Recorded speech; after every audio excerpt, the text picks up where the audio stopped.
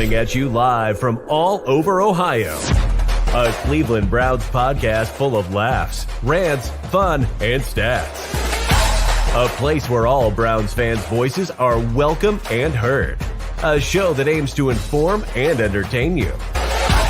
Ladies and gentlemen, welcome to the Barking Browns Show.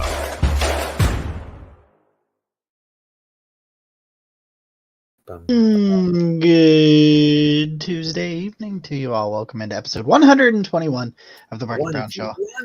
I'm Jacob. That's Nick. We are brought to you, as always, by our friends over at Homage Apparel. And if, like me, you want to celebrate this beautiful Victory Tuesday, I know it's a Tuesday, so it's a little off, but get you one of these Victory Monday shirts. There's a link down in the description down below. Also, if you go over to the Network 216 Twitter page right now, we are giving away one of those, and the announcement will come tomorrow. So that's twitter.com/network_216. If you want to go over there and check that out and get all that fun. We just hit 3,100 followers on the Network 216 Twitter page, and I just want to say thank you. That we've been growing pretty nicely there.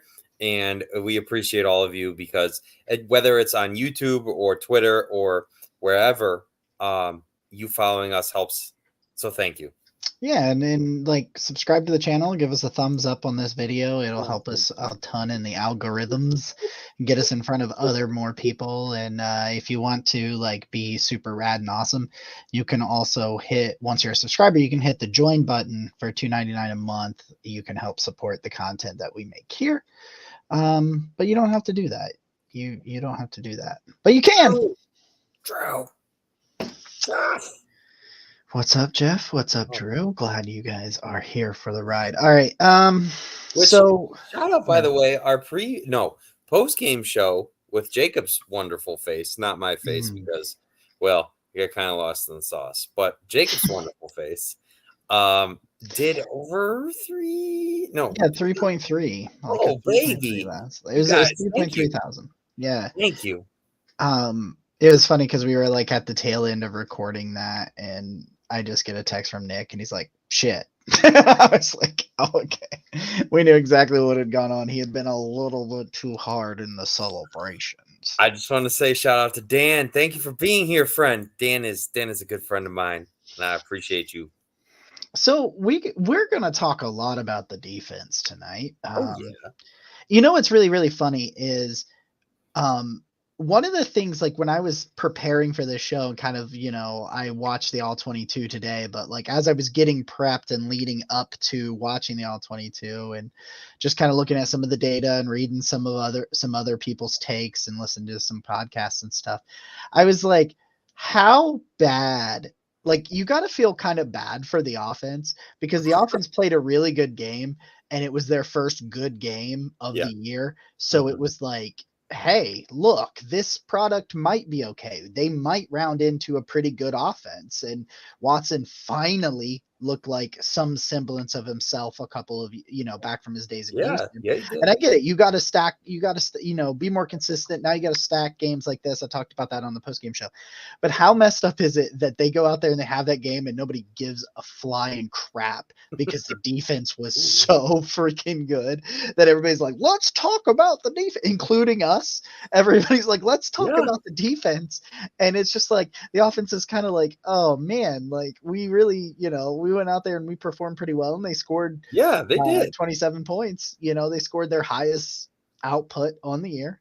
Did they score 27 points? I'm right? They scored 27 points. I don't. Why are we all of a sudden unaware of what the score was? What was the score? I know the Titans scored 3, right? Yeah, that's 27-3. 27-3. It's were we Googling the score of the game? Yeah. Great job, gentlemen. But yeah, no, I was thinking about that a lot. And I was how I kind of feel bad for the offense. And we'll talk about the offense at the tail end of this show. But my goodness, it's that's still a good problem to have, right? Your offense goes out, has their best game of the year, and obviously it's only 3 games, but still seeing the best game of the year is always going to be, something to build off of and something happy. And then it didn't matter. because the defense was even better. And it's like, Just- that's rich people props right there. And let me just say, just a quick little preview to the end here. That was Deshaun Watson's best game as a Brown, in my opinion, complete game. Yeah. And we're just like, yeah, we're going to leave that until the end because that is how good the defense is.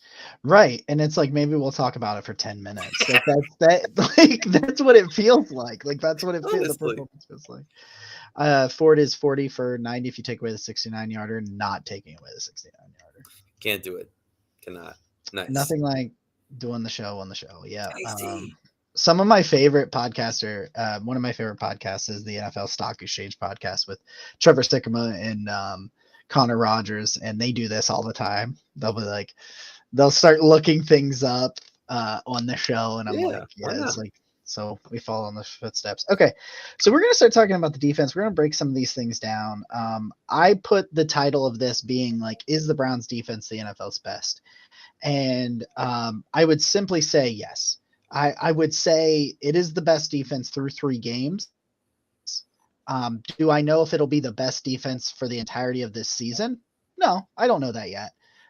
They're still really green. A lot of those players are still new to playing in this system and new to playing with each other. And so you never know if when more film gets on them, if they're not going to be as productive, all that stuff. But standing here after 3 weeks, I don't think you can argue that a defense has been better than them. Like one of the prevailing defenses were the Cowboys, and it's like, no, the Cowboys just gave up a bunch of points to Josh Dobbs. Who can't buy his own jersey on the team shop, by the way. They did, by the way, just do that. They just released it. Yeah. Josh that whole situation. But San Francisco's is really, really good, but I think that these numbers are just asinine when they're just ridiculous what these numbers are for the Browns defense through 3 games. And they're not going to be as dominant as this throughout the rest of the season. But I do think they can hold a lot of teams to under 20 points. Like they're not going to be like holding teams to 1 touchdown for every 3 games anymore.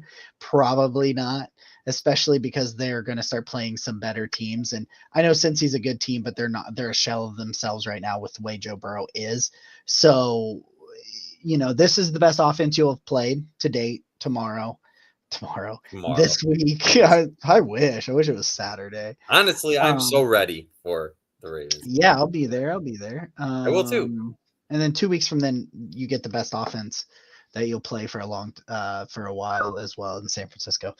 So I'm going to go down through some of these numbers, some of the data, and then we can start breaking some of this stuff down. I have a little shit ton of notes from the All 22 watch. So one of my favorite stats, I think, is that opposing offenses are currently 8 for 41 on third downs. That's 19.8%. That is, if you want to know, abysmal. Like 19.8%. I saw like the next closest is like double as bad, if that makes sense. Yeah, it's like closer to 40%. 19.8%. Okay, these efficiency rankings, Jake Trotter posted these from ESPN. These were prior to Monday Night Football, so I don't know if those 2 games changed any of these, but in case it did, that these stats, when I put them down, were prior to this. The offense is 23rd in efficiency, which we could probably agree with. The defense is number 1, and special teams is number 3. Ooh, Bubba Ventrone, have your day. So it just completely night and day between both of those units, both special teams and you see a lot of starters, by the way. You don't notice this quite as much on the TV view, but watching the All 22 today, when because you'll get the sideline view, but then you'll also get the play from the end zone. And so you can see who all is there a little bit better when like on special teams, because you're behind them as they're running.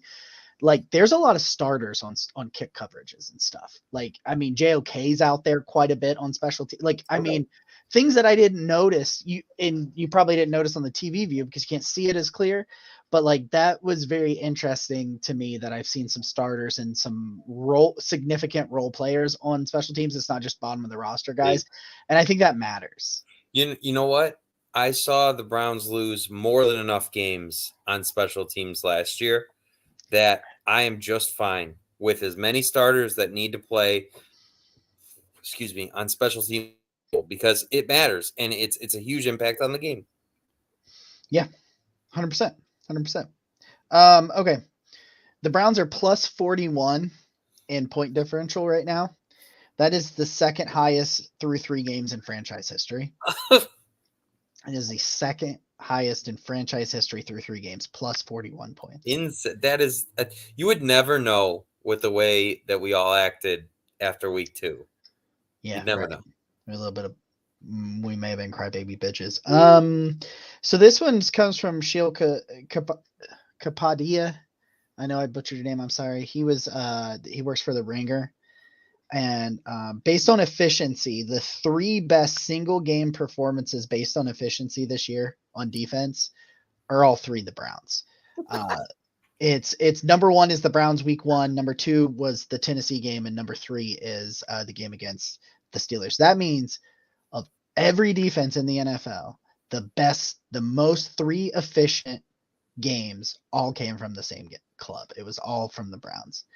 And this is where I'm getting at with, like, I think this is the best defense in football right now. Will it remain? I don't know. We'll find out. But Jim Schwartz has already shown a willingness to do things to vary up his coverages and be more unique and creative in terms of change of adapting to offenses. Mm-hmm. He's done more of that than what he did in Philly, which was kind of why he got ran out of town there at the end. Which, hey, adapting, that's all you could ask for from your coaches, because obviously Schwartz knew what he was doing to begin with, but no coach is perfect. So the fact that he's learned from that experience and is applying it here is just, it's chef's kiss. So from the Browns PR team, this stat, the Browns, they have allowed 491 yards of offense in 3 games, which is hilarious because it's not even 200 yards a game. 491 yards of offense. That is the 3rd fewest yards allowed through 3 games since 1970. Not franchise history in the NFL since 1970. There's only been 2 teams allow more yards through 3 games. For reference, Justin Herbert threw for 404 yards on Sunday alone against the Vikings. Whoa. 439. PFF has this fun stat for you. The Browns have allowed negative 36 yards rushing before contact. So that means they're hitting people in the backfield a lot. Do you want to know what the league average is? Yes. 94 yards. The league average is 94 yards, and their number is negative 36. That is, especially, Derrick Henry, Joe Mixon just did some nice stuff against the Rams. You got Derrick Henry, who we'll see where the Titans go this year, but he's still Derrick Henry. And then on top of it, well, I'm not going to credit the Steelers run game at all, but Jaylen Warren's explosive. Those are numbers. That's not like an observation. Those are not like me just saying, like, man, this is the best. No, those are numbers that are like stupid. I mean, the 8 for 41 is pretty funny. That one's really funny. The fact that they still haven't allowed any team to score with inside the 20, because Tennessee did start inside the 20 after that Elijah Moore fumble, but they pushed them back outside of the 20 for that field goal. So they had like 100 yards of offense or something stupid. Like, I'd have to look at the actual thing, but it was anyway you slice it right now. This is probably it's definitely the best 3-game stretch I've seen any Browns unit play in my lifetime. Offense, defense, special teams, any of that. I've never seen this kind of dominance. And oh God, it looks even better on the all 22. My favorite thing is you've played 2 games at home. You still haven't allowed a touchdown.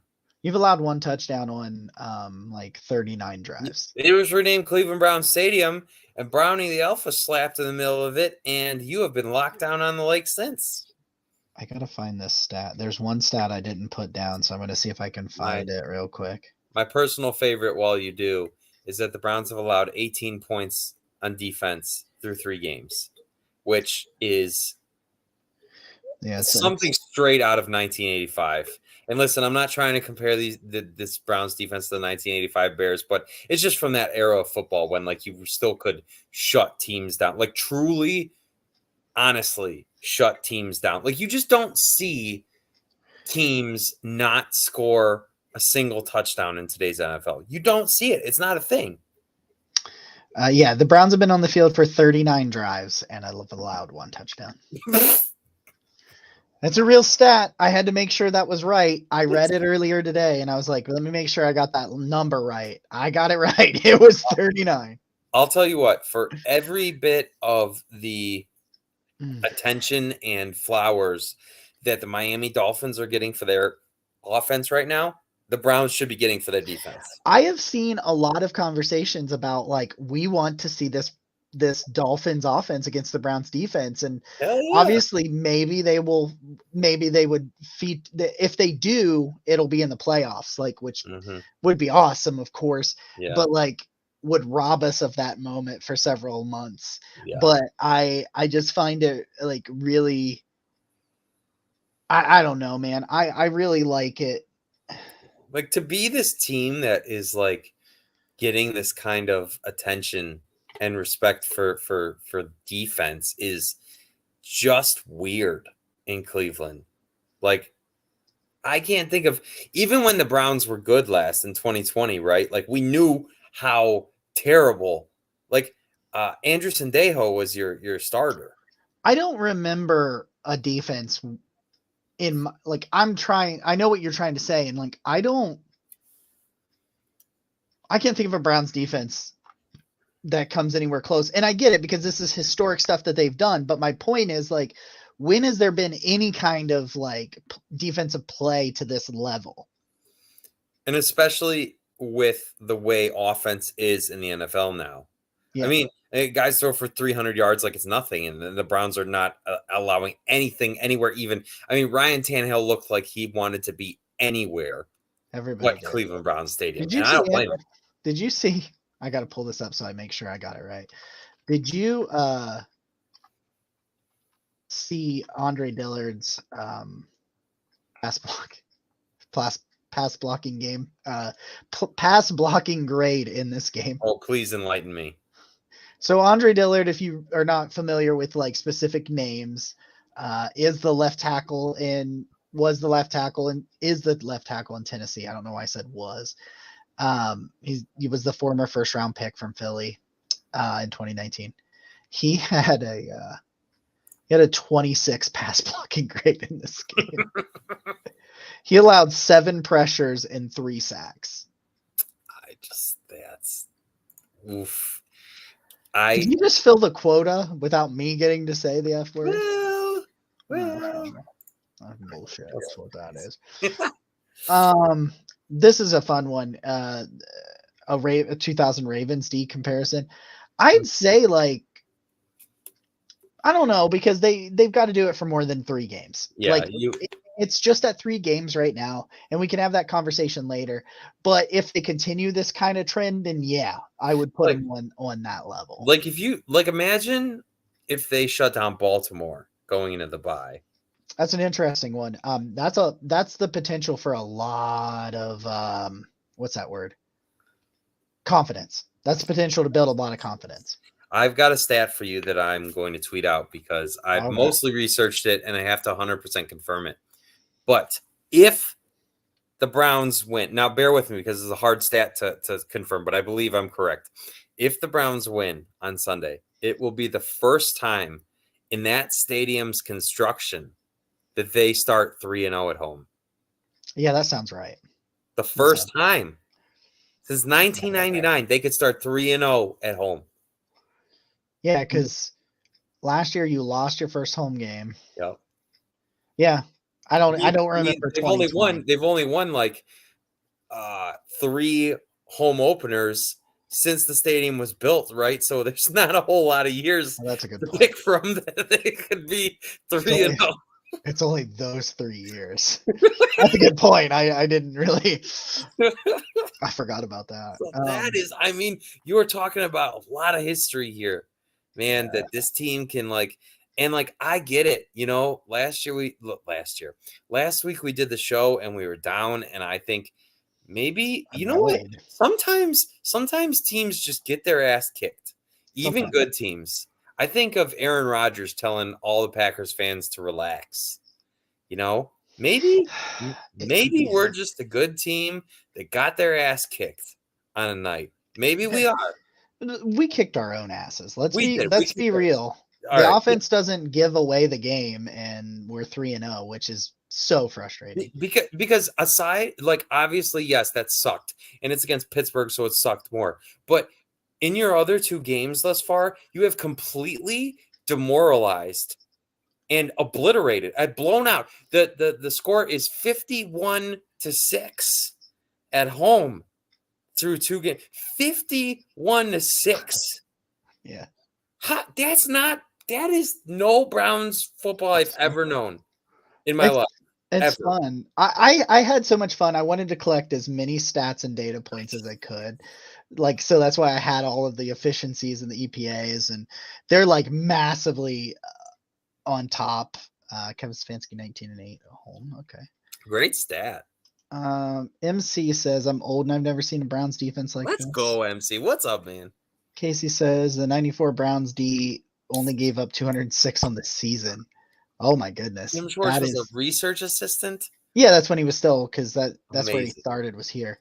I would say that the dog pound defense in the 80s was probably the closest thing. Okay, so yeah, before I was born. Yeah. This defense wouldn't have given up a 98-yard drive to Elway. Nope. Well, and Drew brings up a good point. Joe Burrow's not right. Yeah, and I said that. Like, I will wholeheartedly go out and say they have not played world-beating offenses in this 3 games. But they're still NFL offenses, and they're still the kind of offenses that teams lose to, i.e. the Arizona Cardinals. You know what? I just want to add on to that, right? Everybody gives the Jets their defensive flowers as well, and well-deserved. But you see what happens, what's been happening to both of those teams, right? The Browns, Zach Wilson, but but my point is, all these other defenses have been breaking at some point. Even the 49ers had their hiccup against the Rams. Yeah. And they won that game. They still gave up, a lot more. It's just, it's honestly strange to see. Like, I'm so used to seeing the Browns on the other end of that. Yeah. Yeah, I see what you're saying. Yeah. It's just weird. It's weird. I can admit it. It's weird. You would say, what was the final score of the game? 27-3. Who won? Who won? And you'd be like, the Titans. That's how you would normally feel. Yeah. You're just like your automatic reflex is to go, who the hell do you think won? You flash back to 2019. Remember, the Browns score the opening I don't want to talk drive about that. Touchdown, right? And proceed. What was the score of that game? We're gonna do the show 13 or something. Well, there you go. It was something stupid. Okay. I want to do a few more things on the defense. I want to do some all 22 observations. So please. I have some comments on the defense. I have some comments on the offense too. But I have some comments on the defense from the all 22. I do as well. Miles has just gotten so much better with help. And what I want to point out is that I don't just mean that other people are making plays when he draws attention, which is happening.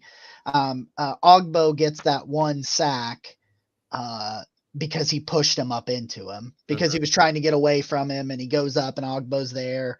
I believe that was Ogbo who did that one. I might be thinking of somebody else, but you've seen it where he's forced the quarterbacks into other pass rushers, and they can kind of hang back a little bit and just clean up after him. I'm not just talking about that. It's almost like knowing he's not the only one, he's playing looser.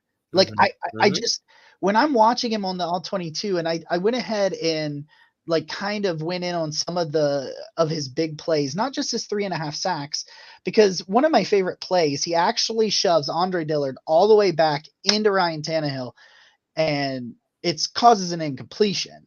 I don't know. I can't remember. I know the play in my head. I just can't remember in context where it happens in the game. But it was like there's a pressure that did this almost the same thing as a sack. It caused an incompletion. Now, granted, a sack will move them back. I understand those aspects of it, but that's another play that just gives you one, like a little marker in the pressure column, but doesn't tell the whole story. Like there was an incompletion there because sometimes you get a pressure and the quarterback completes a pass anyway. Like, but you're looking at it. It's just other rushers are forcing quarterbacks into his lap sometimes. Yeah, he's doing it for other rushers more so than not, but it's going both ways.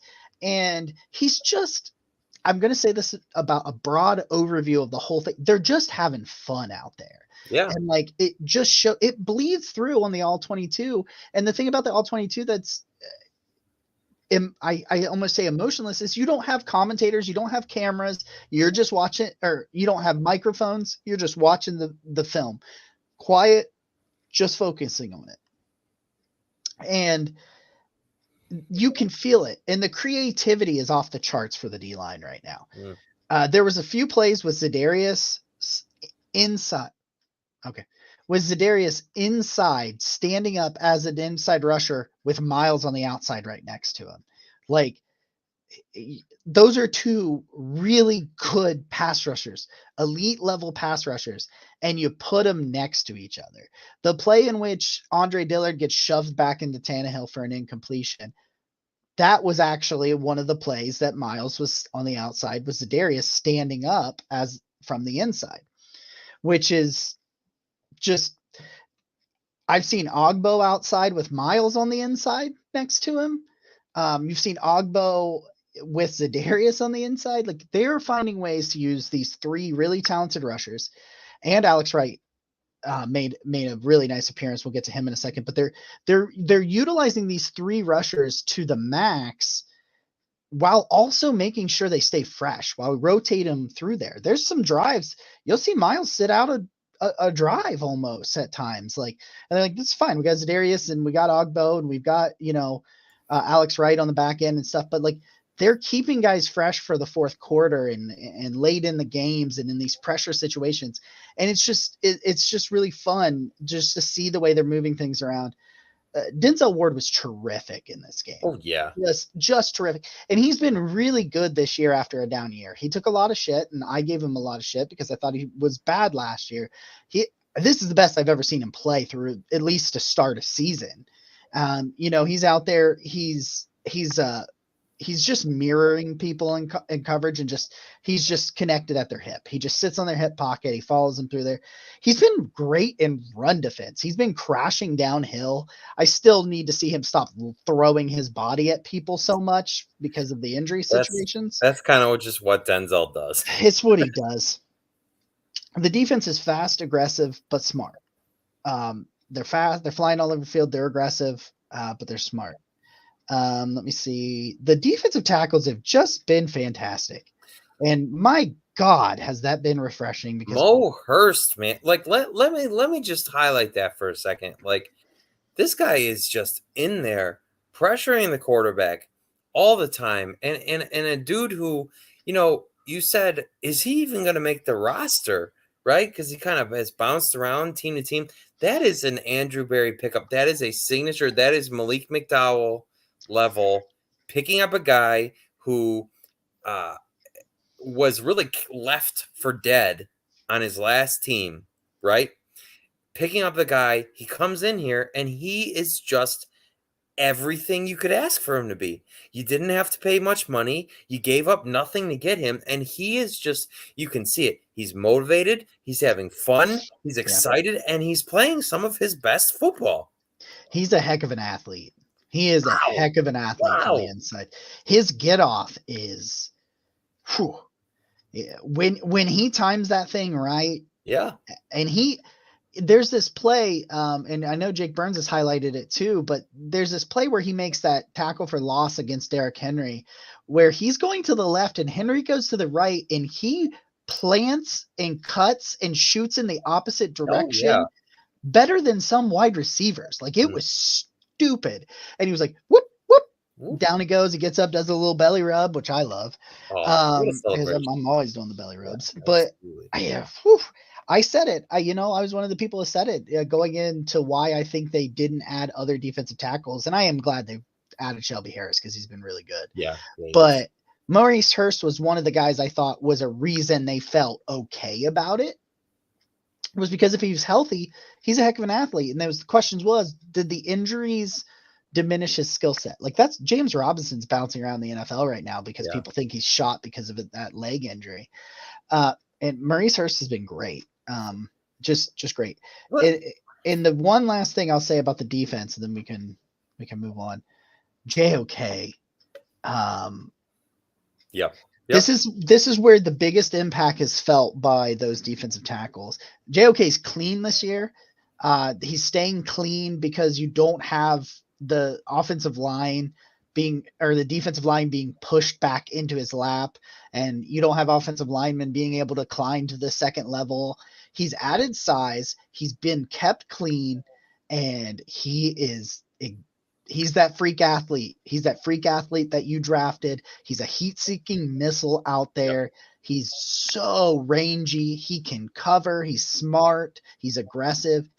JOK, if healthy, I mean, he's working his way to a true blue breakout season along with Grant Delpit because they're just playing off the charts right now. We ride with 6 first and foremost.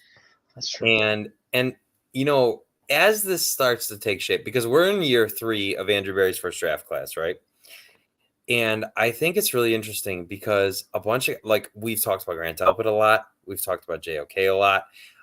Both were second round picks, right? So it's not like you have to pick these guys. Like Andrew Berry has found these significant talents that look like they're going to be part of your long-term solution in the second round and beyond. And I want to talk highlight. Well, I have so many thoughts. Number one, I just want to say I'm Myles Garrett. I personally feel like Myles Garrett has leveled up this year, and maybe it's that he's always been this good and that you've just added significant talent around him. I could accept that answer as well. But if you told me this is going to be Myles Garrett's best year as a Brown, I'd believe you. I feel like he is on the warpath and had so many impactful plays, and we've known it for a long time, but the Browns haven't been winning, so he doesn't get the recognition that I think he should. And that guy is just a game breaker. But outside of that, I just want to say there are so many, like when Andrew Berry added Shelby Harris, people were like, well, he was a free agent, so clearly he can't be that good. When Andrew Berry added Dustin Hopkins, they said, well, he lost his kicking competition to Cameron Dicker, so clearly he's not good. Can I say something about that? Please do. I made a tweet about that. Kicker tweet. It's the greatest tweet that I apparently have ever made.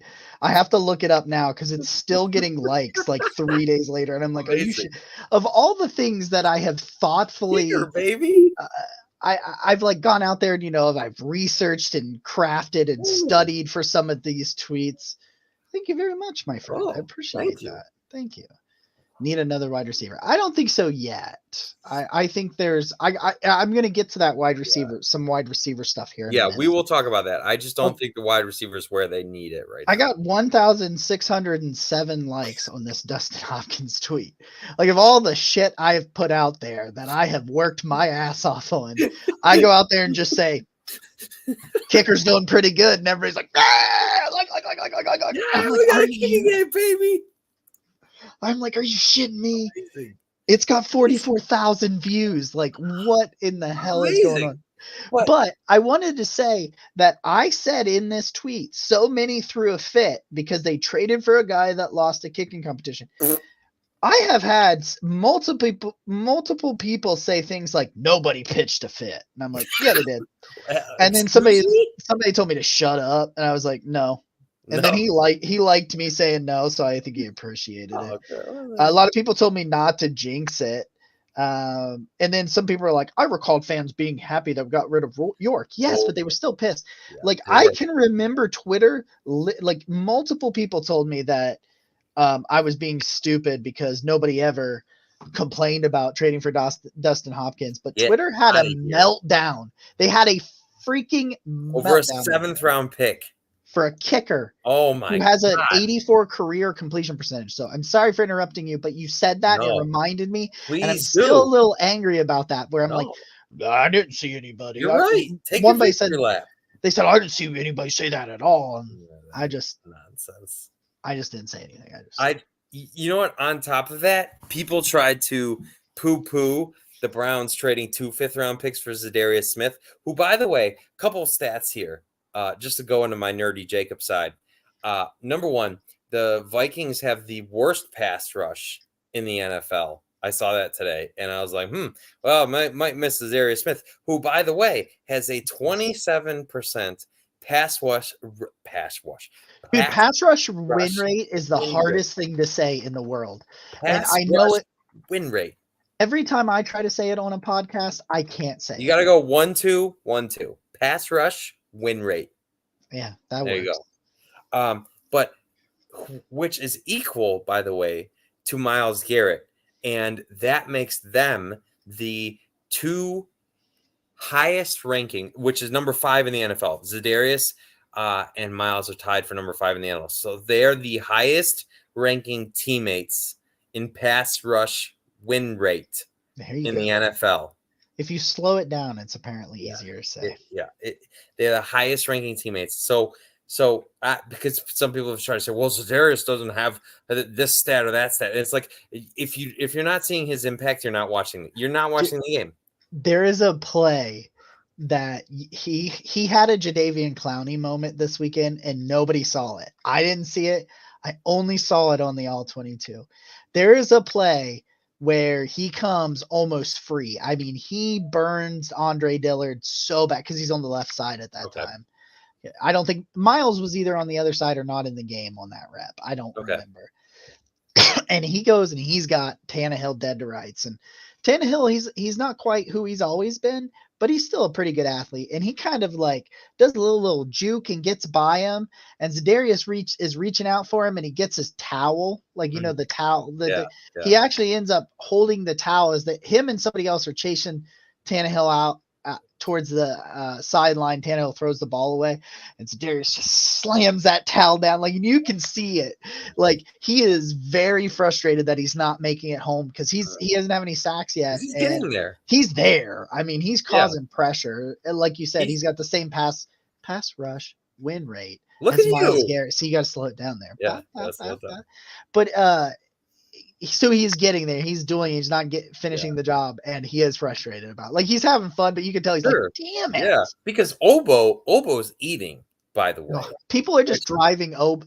Like, Obo's been the beneficiary of some other, like, he plays really well, but then if Myles doesn't make it home or Zadarius doesn't make it home, it's like, Obo's always just like, yep, no, we're good. Yeah, we're good. It is amazing to see legitimate depth. But I just want to finish that thought.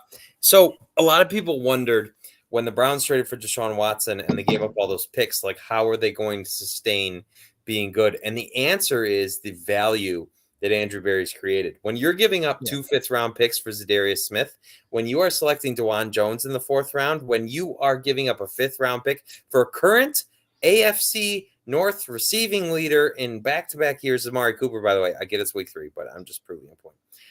My point is, Andrew Berry has been able to, like, from guys like Mo Hurst, who, you know, weren't even locks to make an NFL roster, who are now contributing significantly for you, to Shelby Harris, who wasn't signed to even signing Kareem Hunt, again, who's a free agent and contributed for you. And I know this leads into the offense, but my point is Andrew Berry has found so many different ways to create value and to add significant playmakers without having 1st-round picks. Like, and I'll tell you what, I'm thinking about beyond 2023 when the Browns do have a 1st-round pick again. Like, what is this guy going to do when he has a full arsenal of picks? Because what he has been able to do with these 5th-round picks that people want to poo-poo, by the way, Zadarius Smith and Amari Cooper are 2 of the best Browns. You gave up 3 5th-round picks to get those guys. Those are two of your best Browns. Didn't you get a 6 back for Za'Darius though? They did get it. You're right. You're right. I just remember he always does that, like 2 picks for a player and a pick. Like he does that a lot. And did you see the stat today of all the receivers in the NFL? All the receivers in the NFL. Yeah. The receiver getting the most yards of separation in the NFL it's Elijah Moore. So let's go to offense. So if you go to the offense, and we didn't even talk at all about our corners. There's too many good things to talk about. You literally can't. This is bullshit. It is. I just realized that. Now I'm pissed off. Damn it. But I'm going to be mad about this all day. The old 1-2-1-2. You're welcome, Casey. He's right, though. It did. It was like 1-2-1-2. Pass rush, win rate. Bang. Is Za'Darius Smith on a 1 year? Yeah, he's on the last year of his deal right now. But I could see a situation where they try to make it work because they're having fun. So Elijah Moore, there's questions about Elijah Moore. When's he going to break out? When's he going to do this, that? You know what? I will tell you this. He is wide the hell open. Like, I'm a little bit frustrated because this is the 3rd straight game now. They went to him 9 times. Well, 9 receptions. They went to him quite a bit because he carried the ball and stuff too. Mm-hmm. I think that was the beginning because there was several times that Elijah Moore just really needed to break one tackle or make one guy miss that he just didn't. And they're gonna come in my mind. And it was kind of like Casey and I were over on the PSF app. We were doing our first watch party, which go check us out over there. It's a lot of fun. We have a lot of great things going on over at the PSF app. But we were live streaming, and Casey and I were talking about this at the beginning of the game, where I was totally okay with like checking it down, going to your first read, and just simplifying the offense. And you saw them put more and more out there because they were starting more complex concepts and moving things around, doing all this stuff. And it was almost like they went out there and said, hey, we're going to go very simple out the gate. Let's build some confidence. Let's complete some passes. You know, Watson goes into that game at 55% of his passes for the first 2 games. So let's go out here and let's complete some passes. Let's get some confidence. Let's get a little bit of momentum and we'll build from it. And I felt that's what they did from start to finish in that game. So where I was like, listen, you're going to get some big throws. You're going to get some intermediate throws, you know, and you're going to do that if you just build that confidence. And that's kind of what I thought they were doing. And I was saying the same thing about Elijah Moore, was just like, it's going to happen. It's going to happen for this offense because they started to take some shot plays and they're just off, and a little bit of the timing and things like that. They're still working on that stuff, but you're starting to see it come out, you know, and it's like, I think Elijah Moore is destined for a pretty good game soon. I think probably this week, because as Watson's confidence grows, I think he'll take more chances with Moore, and Moore is wide the hell open. Like that, yep. I've got all 22 notes, and this was before I even saw that stat, which backed it up. I was like, he's wide. I said that I wrote down like it's going to happen. It's a matter of time because he's creating a ton of separation. And if Watson continues like the upturn that he had this past week, then I think it'll happen. My favorite stat was that Elijah Moore had 3 catches against the Steelers in the game. He had 3 catches on the opening drive alone. And I think Stefanski knows too that Elijah's open and that they need to get him the ball. And I love emphasizing that. Well, and when I said to Casey during our stream was like, get the ball into your playmakers' hands in space. Yep. Get them in space, get the ball into their hand, and just let them do what they do. And Elijah Moore can create something out of nothing. So I think it was just a little bit behind. I think they're kind of figuring that out. Let's see. What did I have? Because I'll tell you what, there were a couple opportunities there to really break some stuff. The Elijah Moore fumble was unfortunate, but I feel like the ball has been bouncing kind of against the Browns. Like JOK had a chance to scoop and score. He missed that shot. And it literally bounced right into Derrick Henry's hands. It was so stupid.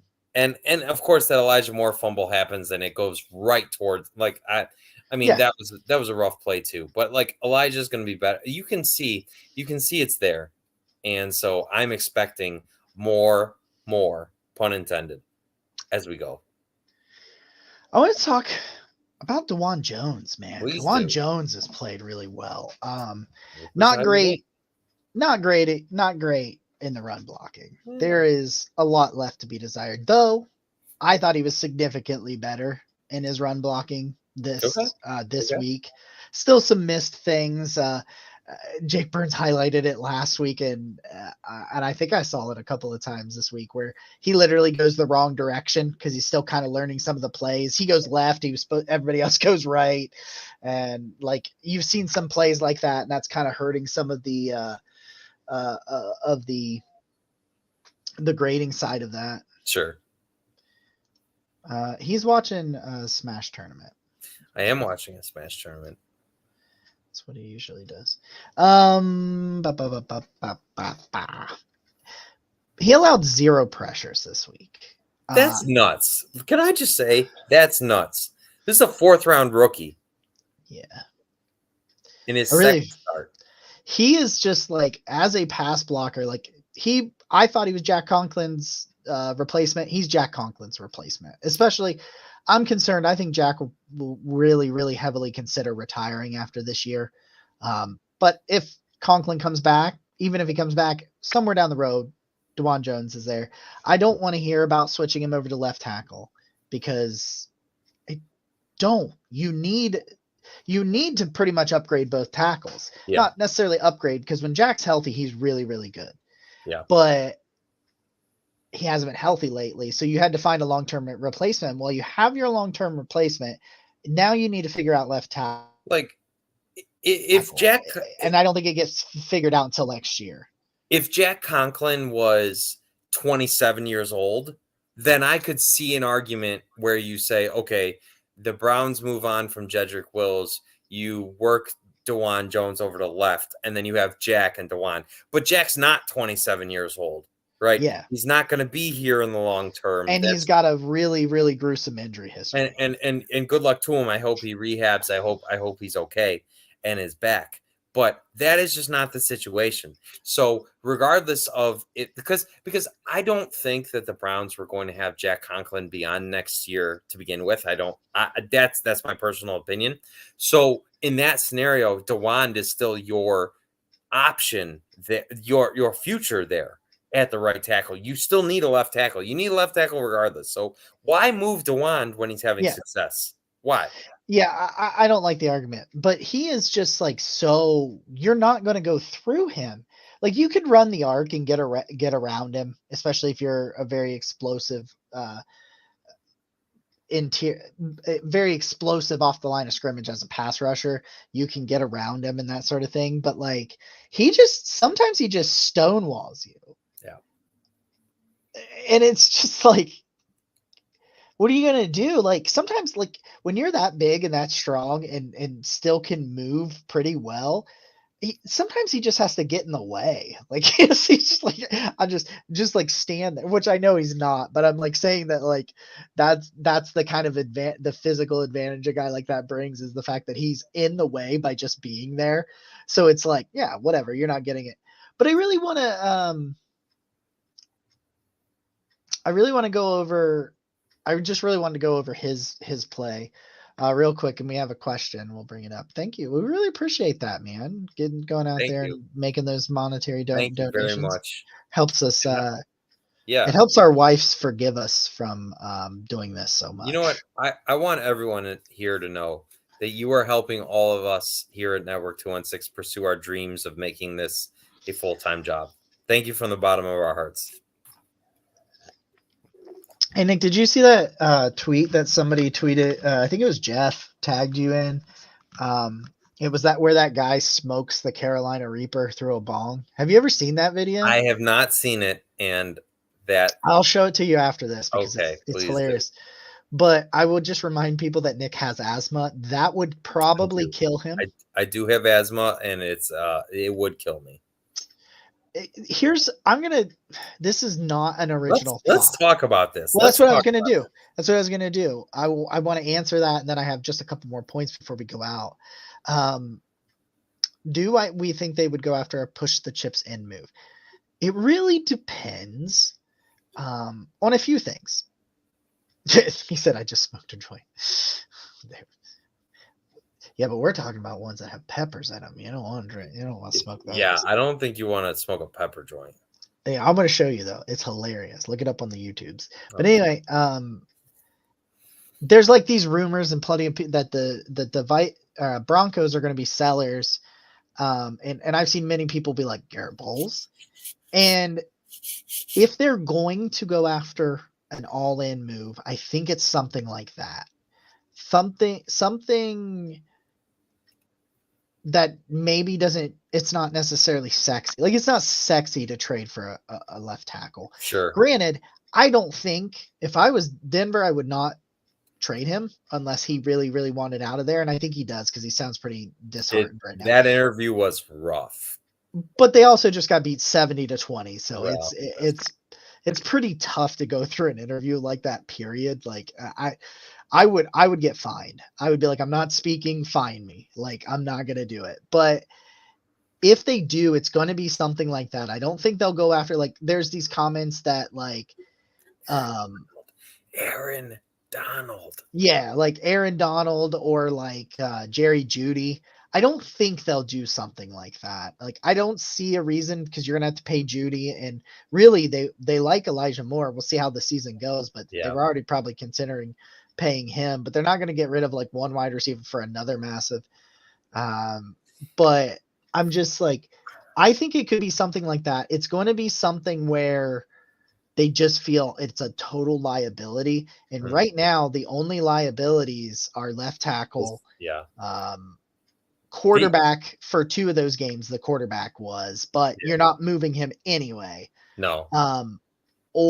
But that's in terms of liability, that's where liabilities start. There's some players that are underperforming, but that's the only major holes I see right now.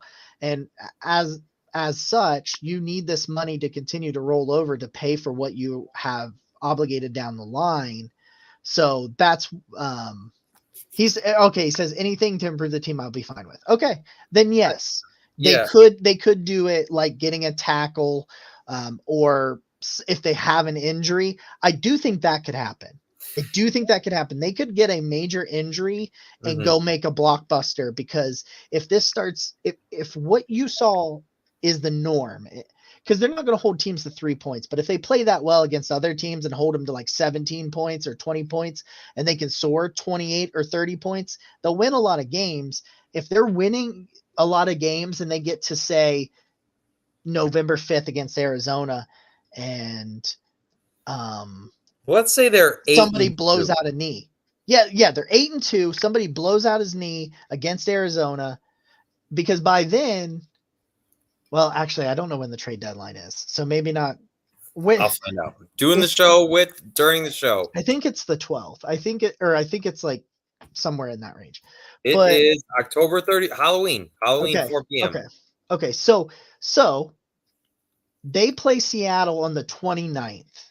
So 2 days before the trade deadline. If they get there and they're playing this well still, and they say that's their 7th game. So say they're 5-2. Say they're 5-2 after that game, but somebody, a similar injury to like Chubb, something like that happens, then I think they could really make a flashy all-in move. But I think that's the only scenario. To me, I think one of the biggest factors here is, how does Jedrick Wills play moving forward? Because if you look at the team and you say this dude is a liability, I could absolutely see the Browns finding a way. I don't care that his deal is guaranteed next year. I could see them finding a way to trade for a guy that could protect Deshaun Moore. That is the one thing over anything else. And like, I would love Aaron Donald. I think that would be amazing. I don't think that doesn't seem like the move that would happen. I think it would be that Deshaun's just getting beat up, and you say we have to stop this. Yeah, we can't do this anymore. Yeah, we can't do it anymore. I don't think they'll ultimately do that, right or wrong. I don't think they will. Sure, but if you're asking me what I would do, that is what I would do. Yeah. I would be like, okay, if they keep losing and Garrett Bowles becomes available, I get it. It's a $14 million contract next year for Jed Wills, but I guarantee somebody would give it up because they would say, hey, he's got so much raw talent, we can get it out of him. Because that's how these reclamation projects begin with. They're always just like, nah, you're just bad at developing players. We can do it. Yeah, we can do it. We can do it, even though Bill Callahan couldn't figure it out, but we can do it. Yeah. And so, no, I agree. I completely that's agree. a scenario. I think you could easily trade Jed Wills in the offseason if you had to. Something I've learned, especially from Andrew Berry, is like a lot of these players aren't as expensive as you think they are in terms of draft compensation for whatever reason or another. So like I definitely could see the Browns making some sort of addition. In the season, it feels like when you look at trades that happen during the season and in the versus the off season, either any form of the off season, is that draft capital isn't as valued in the season. Yeah. It's almost like, and I can understand this line of thinking. It's almost like, hey, I don't care if this guy's value is a 3rd round pick. I'll give you a 3rd round pick because I just really need a defensive tackle. Yeah. Like the 49ers, the 49ers traded what, a 3rd and a 5th for Trent Williams, who has been as good of a offensive tackle as you could ever ask. Like, he got better. He missed a year plus and got better. Because I remember the Browns were in those talks. I remember we were having those conversations. Yeah, they offered him a 1. They wouldn't take it.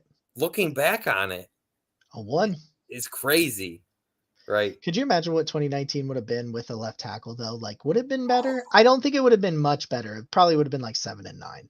But just looking at it right now, but I think all of this leads into, because the reason you're having these conversations is because the offense improved so much. Oh my God. Amari was on one. Amari was, and listen, I'm going to go find that person that called him out of bounds and give him a swift punch in the throat. Like, come on. Like, he wasn't even close. And then you see it. You can read Kevin Stefanski's mouth, and he was like, just let the play out. Yeah. Because then you can.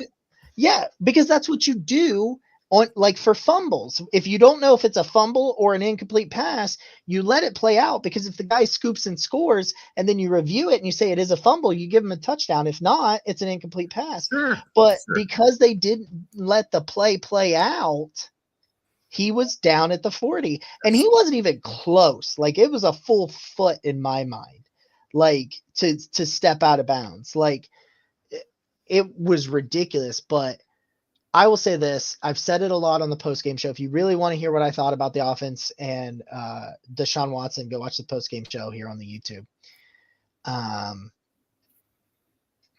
was a good start. Yeah. Thank you for finally doing that. I still need to see him go through his progressions a little bit better. He was playing a bad pass defense, and he did lock on to a lot of his targets, his primary targets. And though he didn't really force it, I just think he's locking on to guys too quick and not seeing some other things, I think, is what I'm concerned about when it comes to that.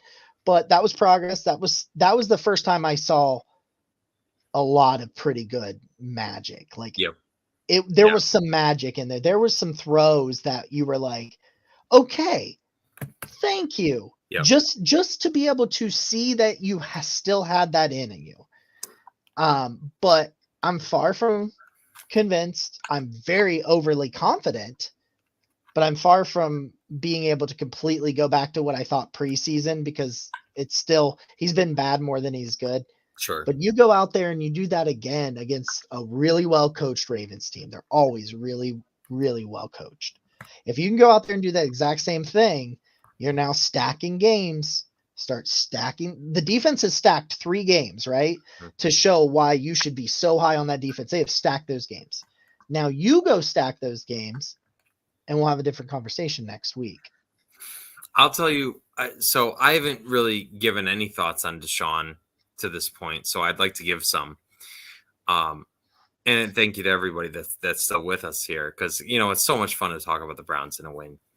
But I just, to me, I think the most significant part is when you look back after the Steelers game, it was very obvious that loss to me was on Deshaun, and he took the heat, rightfully so, from it.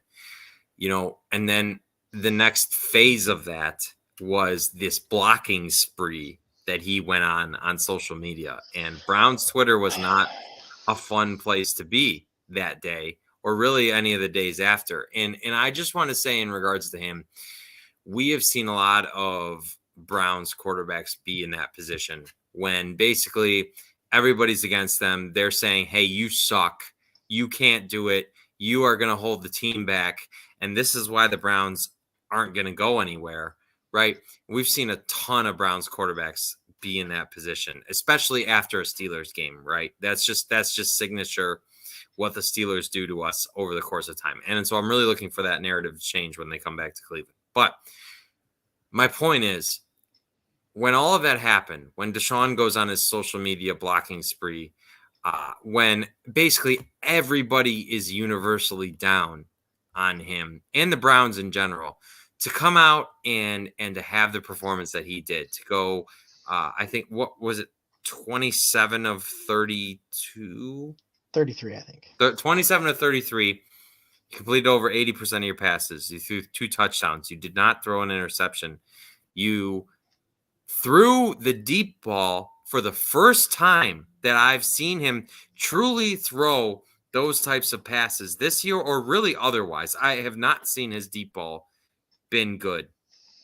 And to have that type of bounce back performance when basically everybody's against you, and every previous Browns quarterback I've seen has let that noise get to them and eat them. And for him to just go, I don't care who it's against. I just needed to see, when we talked on the pregame show, I said I wanted to see Deshaun's mental fortitude. Show that you're different. Show that you're different from all these other Browns quarterbacks, and that you are a franchise quarterback. You can block out this noise, even if you're blocking everyone on social media, and you can go out there and you can perform. Still not convinced it wasn't just a member of his media team. Fine. Whoever. I know, but it was annoying. No, it definitely was. That was a rough day. All of those were rough days.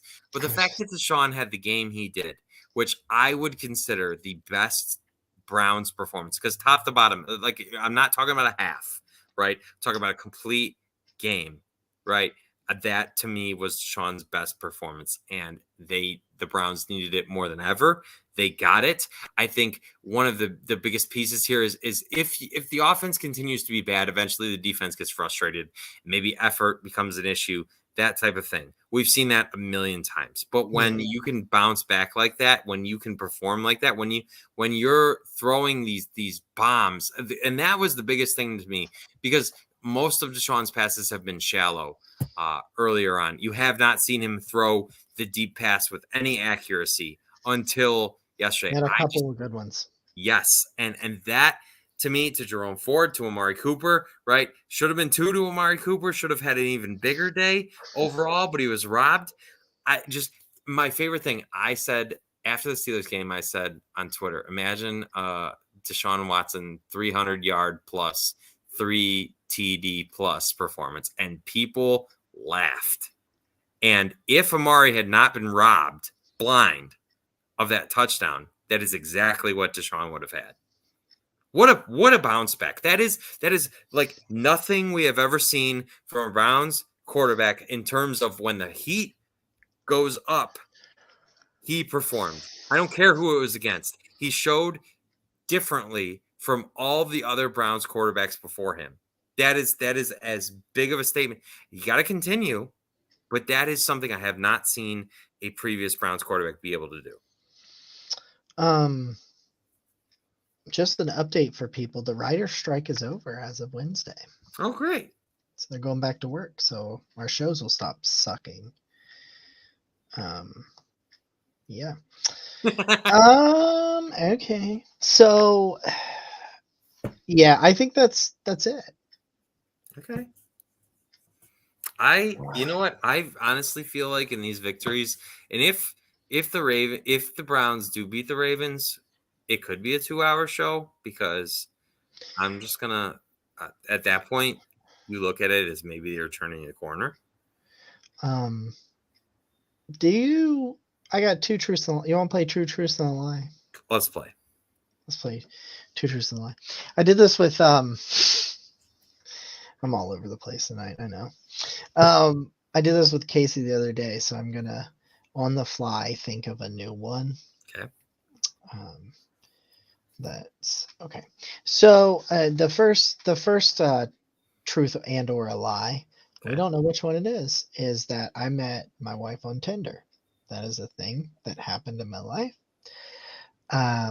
The other is that I once was saved by my life was once saved by a package of ramen noodle seasoning.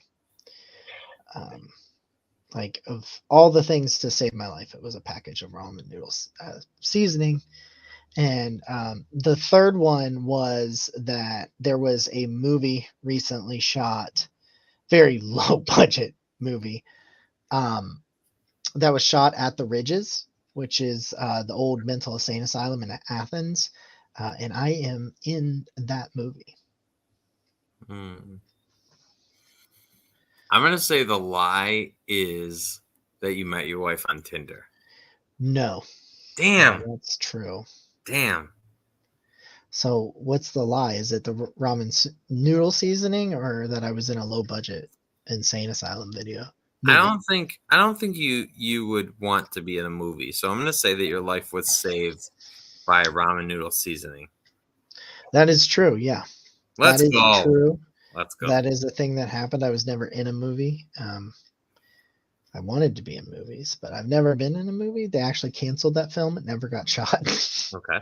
So I think maybe I would have, but I was very sick and dehydrated in Kuwait, and I was throwing up, and I was on the toilet, and I was all this stuff, and I was so incredibly dehydrated that I was losing it, and I had no sodium in my body, so I couldn't retain water. I was just sweating it all out and puking it all out. And so they brought a ramen noodle seasoning packet. It's the closest thing we could find that had a high level of sodium. So I mixed it in a water bottle and drank it. I later had to have an IV, but yeah. You made it work in the time. More props to you. How it helped save my life. Amazing. So thank you all for being here. We love you. The most valuable thing you can give somebody is some of your time. So thanks you. You help us pursue our dreams week by week. Thank you to all of you.